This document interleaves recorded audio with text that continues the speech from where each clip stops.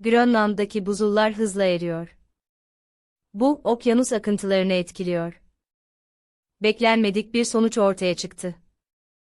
Okyanusun tuzluluk oranı değişti. Bu, deniz yaşamına etki edebilir.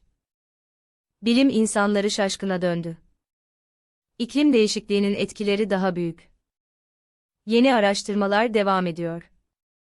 Gelecek için tehlike çanları çalıyor. Daha fazla araştırmaya ihtiyaç var. Dünyayı korumak hepimizin görevi.